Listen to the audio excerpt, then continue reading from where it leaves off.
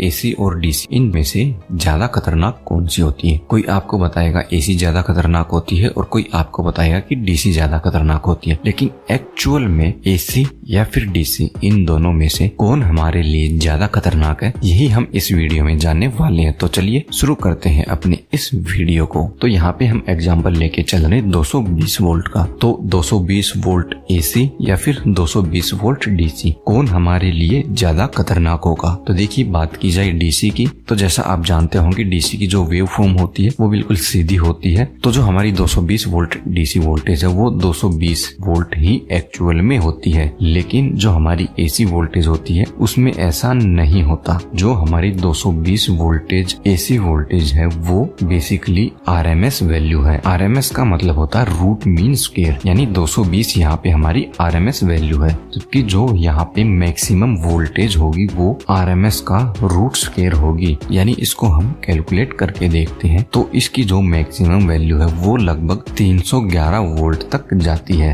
यानी अगर आपको कोई कह रहा है या फिर आप कहीं मेजर कर रहे हैं कि यहाँ पे 220 वोल्ट एसी है तो वो उसकी आरएमएस वैल्यू है, वो उसकी मैक्सिमम वैल्यू नहीं है। तो एक तो सीधा आपको यहाँ पे पता लग गया है कि जो हमारी डीसी है वो तो सिर्फ 220 वोल्ट डीसी ही है, जबकि जो 220 वोल्ट एसी है वो उसकी वैल्यू 311 या फिर यूं कहें तो जो हमारी आरएमएस है इसकी लगभग 2 गुना तक जा सकती है। तो ऐसे में हमारी एसी ही खतरनाक है। आगे बढ़ने से पहले दोस्तों मेरा ये चैनल सब्सक्राइब करें और मेरे हर अपडेट आपको मिले इसके लिए बेल आइकन जरूर दबाइएगा।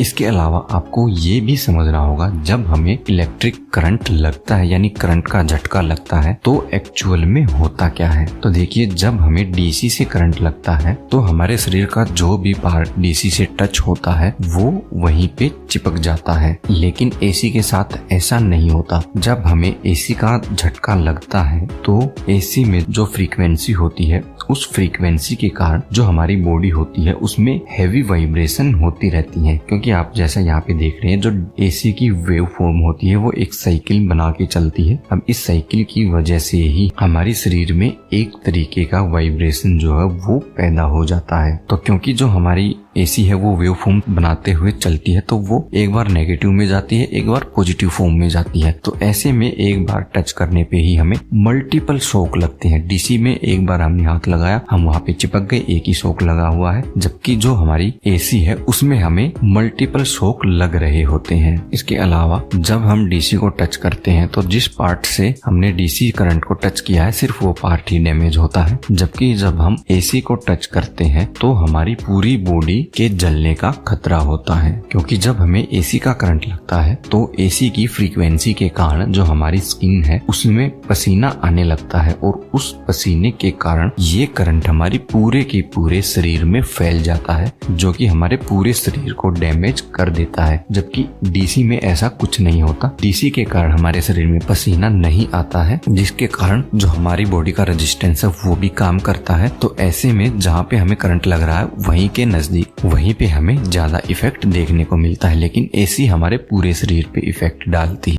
इसके अलावा जैसे आप जानते हैं जो हमारा दिल होता है वो भी इलेक्ट्रिसिटी के ऊपर काम करता है, उसकी भी अपनी खुद की इलेक्ट्रिसिटी होती है। तो जैसे ही हमारे शरीर में फ्रीक्वेंसी वाली एसी इलेक्ट्रिसिटी एंटर करती है तो वो हमारे जो दिल की इलेक्ट्रिसिटी है उसको भी डिस्टर्ब कर देती है। इसके कारण जो हमारे दिल की इलेक्ट्रिसिटी है वो बंद हो सकती है, यानी वो खत्म भी हो सकती है, जिसके कारण जो हमारा दिल है वो काम करना बंद कर देता है। और अगर हमारा दिल काम करना बंद कर देता है तो इंसान की मृत्यु निश्चित है। हमने आप सभी के लिए house wiring, motor starter, MST, electrician, AC repairing, BMS, facility management से रिलेटेड कुछ ई बुक बनाई है, जो ई बुक आपको बहुत कुछ सीखने में मदद करने वाली है और इनकी कीमत भी हमने बहुत ही कम रखी है। तो ऐसे में अगर आप इन सभी टॉपिक के बारे में सीखना चाहते हैं तो आप हमारी ई बुक बहुत ही सस्ती कीमत में खरीद के आप बहुत सारी जानकारी ले सकते हैं। तो उम्मीद है ये टॉपिक आपको समझ में आया होगा। इससे जुड़ा अगर आपका कोई भी सवाल है तो आप हमें नीचे कमेंट में बता सकते हैं। अगर आपको सही से समझ में नहीं आया है तो हम फिर से आपको वहाँ पे समझाने की कोशिश करेंगे। इसके अलावा वीडियो पसंद आई है तो इसको आप अपने दोस्तों के साथ भी शेयर कर सकते हैं। अब इलेक्ट्रिकल की और भी नॉलेज के लिए आप हमारी लेफ्ट वाली और राइट वाली दोनों वीडियो देख सकते हैं।